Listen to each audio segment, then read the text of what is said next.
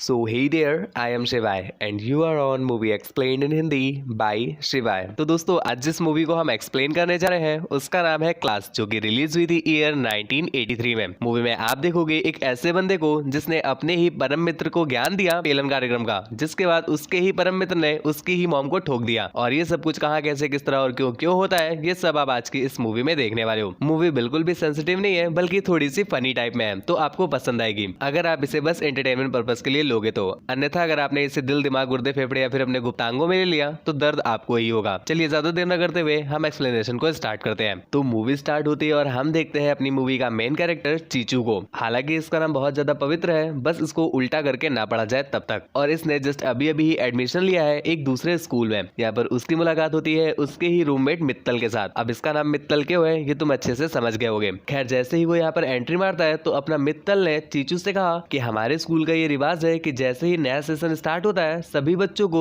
लड़कियों की अंडरगारमेंट्स पहन करके एक परेड करनी होती है। बाकी के सभी लोग जा चुके हैं, जल्दी से तुम भी पहनो, मैं भी पहन रहा हूँ, जल्दी से निकलते हैं हम लोग। यहाँ पर अपना चीचू बेचारा मासूम, उसे कुछ भी पता नहीं, तो वो उसकी बात मान करके लड़कियों का अंडरगारमेंट पहनता है और इसके बाद दोनों ही बाहर की ओर भागते हैं। यहाँ पर हम देखते हैं अपना चीचू आगे था और अपना मित्तल पीछे था। जैसे ही चीचू ने डोर क्रॉस किया अपना मित्तल डोर को अंदर से बंद कर लेता है और बाहर का नजारा देख करके हमें पता चला कि चीचू का गहराई से कट चुका है। मित्तल ने उसके साथ बड़ा गंदा मजाक किया है, जिसके बाद बाहर खड़े स्टूडेंट उसे ऐसी कंडीशन में देख करके बहुत हंसते हैं और उसका गंदा मजाक बन जाता है। खैर इसके बाद अपना चीचू किसी तरह से अपनी फटी गणित को बचाता है और वहां से बाहर आ जाता है। परंतु लौंडे सुधरने वाले कहाँ है, जिसके बाद से पूरे कॉलेज में ये खबर फैल जाती है और भाई साहब हर आने जाने वाला बंदा उसको छमिया छमिया कह के चिढ़ाने लगता है। और हम देख पा रहे हैं कि अपना चीचू जो कि बेचारा मासूम सा बंदा है, तो वो इस बात को बर्दाश्त नहीं कर पाता और गुस्से से चला जाता है अपने रूम में। मित्तल ने भी उसे जाते हुए देखा तो वो भी उसके पीछे पीछे वहां पर चला आता है। और जब वो रूम पर पहुंचा तो उसने देखा कि चीचू ने उसके सामने ही सुसाइड कर ली। ये देख करके वो काफी ज्यादा घबरा जाता है, जिसके बाद सीधा जाता है लोगों को बुलाने के लिए। कुछ देर के बाद प्रिंसिपल और अदर स्टाफ भी वहां पर आ जाते हैं, परंतु उन्होंने क्या देखा कि वहां पर किसी की भी डेड बॉडी नहीं है, बल्कि एक स्टैचू लटका हुआ है और उस पर प्रिंसिपल की ही फोटो लगी हुई है। ये देख करके प्रिंसिपल को बहुत गुस्सा आता है और वो अपने मित्तल को काफी सुनाता है। कुछ देर के बाद वो चले जाते हैं, तब अपना चीचू सामने आता है और फाइनली यहाँ पर उसने अपने कटने का बदला ले लिया था। खैर इस चीज के बाद से उनकी दोस्ती काफी गहरी हो जाती है, क्योंकि दोनों ही प्रो लेवल के खिलाड़ी थे। खैर इसके बाद एक रात जब ये लोग बातें कर रहे थे तभी यहाँ पर हमें पता चलता है कि जो अपना चीचू है उसकी एफडी अभी तक नहीं टूटी है। दूसरी तरफ अपना मित्तल जिसका रोज का ही ये काम है, जब उसे पता चला कि अपने चीचू की एफडी अभी तक सही सलामत है तो भैया जी वो तो बिल्कुल हिल जाते हैं। हिल जाते का, हिला देते नहीं का, हिल जाते हैं। और वो तुरंत ही उसकी एफडी तुड़वाने का जुगाड़ करते हैं। भाई साहब इसे कहते हैं दोस्त। एक तुम लोग हो, इतने दिनों से वीडियो देख रहे हो, सिवाय भाई करते हो, जुगाड़ नहीं लगवा पाए तुम आज तक। खैर छोड़ो, तुम लोगों को तो पड़ी ही नहीं है, क्या कहें हम। जिसके बाद वो उसे सीधा ले जाता है दो कन्याकुमारी के पास। ये दोनों बैठ जाते हैं उसकी कार में और ढूंढने लगते हैं कोई कोपचा, परंतु कोपचा तो नहीं मिलता। और यहाँ पर चीचू की पहली बारी की वजह से फटी पड़ी थी, जिस वजह से भैया जी कर देते हैं उल्टी, और वो भी उसी बंदी के ऊपर, जिस वजह से वो बहुत ज्यादा गुस्सा हो जाती है और इन्हें गरिया के वहां से निकल जाती है। खैर तुम्हें लग रहा होगा कि एक ही मौका मिला चीचू को, उसमें वो फेल हो गए, तो अब तो भैया जी का कुछ हो नहीं सकता। तो मैं आपको बता दूं वो तुम लोगों की तरह नहीं है, बहुत अच्छा दोस्त है उसका। इसके बाद वो जुगाड़ लगाने के लिए सीधा अगले दिन पहुंच जाता है उसके ही कॉलेज की लड़कियों के पास। परंतु भैया जी चीचू तो कतई चूतिया टाइप के आदमी निकले। वहां पर भी वो अपनी लंका लगवा लेते हैं, जिसके बाद वो लोग एक एक करके काफी सारे तरीके ट्राई करते हैं, परंतु कोई भी तरीका सफल नहीं हो पाता। और यहाँ पर अपने मित्तल को भी ये लगने लगा है कि शायद चीचू भैया का कुछ भी नहीं हो सकता। परंतु तभी उसे बैंकॉक का ध्यान आता है। बैंकॉक तो तुम्हारे और हमारे जैसे लोगों के लिए है, इन लोगों के पास में बढ़ता है शिकागो। और इसके साथ साथ वो उसे ये भी बोलता है कि तुम लौट कर आना तो उसकी गीली कच्ची लेकर आना, वरना हमें क्या पता, तुम साले पैसे खर्च कर दो और हिला करके चले आओ। खैर इसके बाद अपना चूचे भी अपना हथियार लेकर के चला जाता है युद्ध के लिए। खैर वॉर भी है और हथियार भी है, परंतु युद्ध लड़ने के लिए इन्हें ओपोनेंट कोई मिल ही नहीं रहा। जिसके पास भी ये जाते हैं वो इनका गहराई से काट देती है। और ऐसी कटी कटाई हालत देख करके वहां पर एक लड़की को इस पर तरस आ गया। लड़की नहीं कहेंगे, ये तो आंटी है, तो आंटी को उस पर तरस आ जाता है। फिलहाल आंटी का नाम जान लो, इनका नाम है लूलावती। और ये उसके पास आकर के उससे बातें वगैरह करती है। यहाँ पर अपना चूचे भी स्टड बनने के लिए उनसे कह देता है कि वो पोस्ट ग्रेजुएटेड है। खैर इसके बाद उनकी कुछ वार्तालाप होती है और ये लोग लिफ्ट से जब जा रहे थे तो इनकी चाटा पूछी भी स्टार्ट हो गई। और अपनी लूलावती से कंट्रोल नहीं होता तो वो वहीं पर उनसे पेलने के लिए कहती है। परंतु यहाँ पर अपने चीचू ने उसे कुछ इस कदर कहा, बाबू यहाँ कहाँ पेलूं, या तो चलो गाड़ी में, वरना ढूंढो यहीं कहीं झाड़ी में। सही रहेगा कि हम ओयो में पलंग हिलाए। तरस रहा है वो सालों से,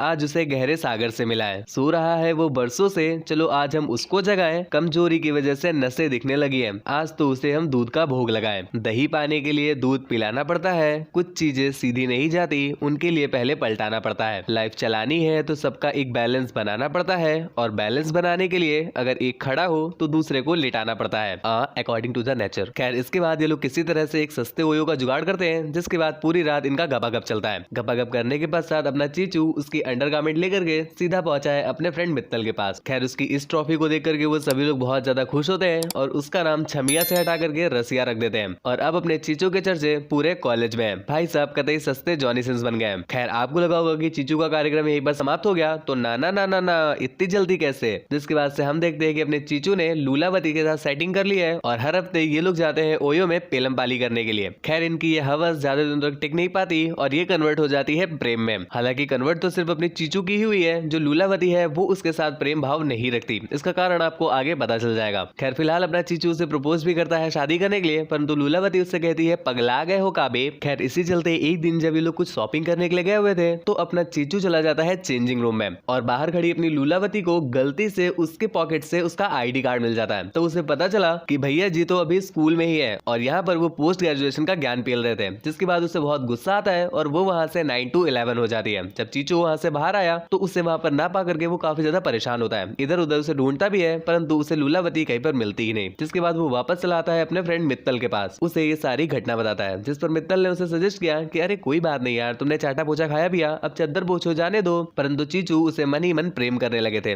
जिसके बाद वो उनसे भुलाए भूली नहीं जा रही थी और वो गम में धोखा खाए आस्तिक की तरह बिल्कुल चूतियों जैसा बिहेव कर रहे थे। तो अपना मित्तल उसे रिफ्रेश फील कराने के लिए ले जाता है अपने घर पर और यहाँ पर उसने अपनी मॉम और अपने डैड से उसे मिलाया। हालांकि चीचू तो उसके डैड से मिल लेता है, पर जब उसने उसकी मॉम को देखा तो भाई साहब उनकी फट के 4 हो गई, क्योंकि उसकी मॉम कोई और नहीं अपनी ही लूलावती थी। हालांकि लूलावती की भी फटी पड़ी है परंतु वो दोनों ही कुछ भी ऐसा रिएक्ट नहीं करते। खैर इसके बाद रात में हम देखते हैं कि लूलावती उससे मिलने के लिए आती है और यहाँ पर वो दोनों अपने गिले शिकवे दूर करते हैं और एक बार फिर से पेलन कार्यक्रम करने लग जाते हैं। लेकिन दुख की बात तो ये है मेरे भाई कि अच्छा खासा पेलन कार्यक्रम चल रहा था, उनको भी और हमें भी मजा आ रहा था देखने में, परंतु इसी के बीच मित्तल वहां पर पहुंच गया जो अपने चूचे को बुला रहा था। लेकिन किसी तरह से चूचे उसे कमरे में नहीं आने देता और लूलावती पीछे वाले डोर से वहां से भाग जाती है। जिसके बाद हमें पता चला कि अपना मित्तल तो उसके लिए अमृत लेके आया था। खैर घर के बाहर जाकर के वो दोनों अमृत का सेवन भी करते हैं और फिर वापस घर चले आते हैं। जिसके अगले ही दिन वो वापस कॉलेज में भी आ गए और कॉलेज आकर के उन्हें एक अजीब सा हवसी मानुस दिखाई दिया। दोस्तों ये जो बंदा है यहाँ के बच्चों पर कुछ इन्वेस्टिगेशन करने आया था और वो लोग जब इन्वेस्टिगेशन का नाम सुनते हैं तो भाई साहब उनकी फट के 64 हो जाती है, क्योंकि ये सभी ठहरे एक नंबर के गंजेड़ी और अगर कहीं उससे इन्वेस्टिगेशन करते करते इनका गांजा ढूंढ लिया ना तो कतई इनकी गणित तोड़ दी जाएगी। तो उनकी काफी फट रही थी तो इसलिए वो लोग अपना सारा स्टॉक फेंक देते हैं। और यहीं पर दूसरी तरफ हम देखते हैं लूलावती को जो कि चीचो को मिलने के लिए बुला रही थी। तो चीचो भी उससे मिलने के लिए चला जाता है एक होटल में और यहाँ पर वो दोनों मिल करके कुछ बातें करते हैं। जिसके बाद स्टार्ट हो जाता है इनका ये टपाटप कार्यक्रम। परंतु इस बार भी इनका ये कार्यक्रम पूर्ण हो पाता इससे पहले ही मित्तल उसके रूम में आ जाता है, क्योंकि उसे पता था कि वो इस बार किस ओयो में गया है। खैर जब अपना डोर खुलता है तो अपना मित्तल ये सारा नजारा देखता है। जिसके बाद उसकी फटी की फटी रह गई,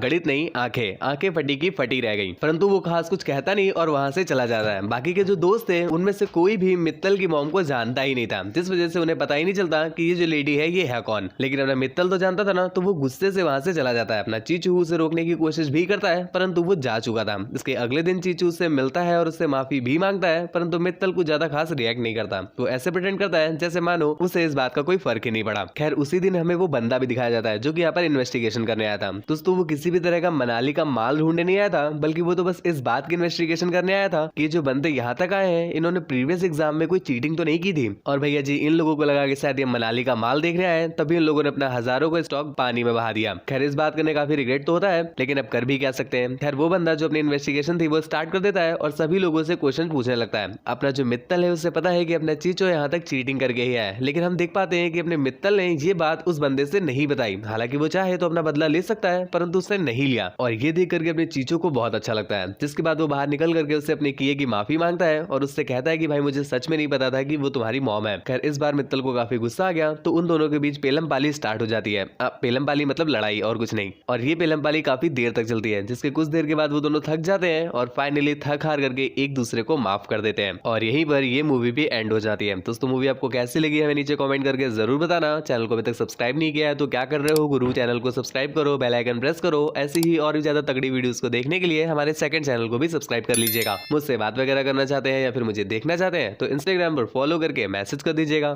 thank you, bye bye, signing of.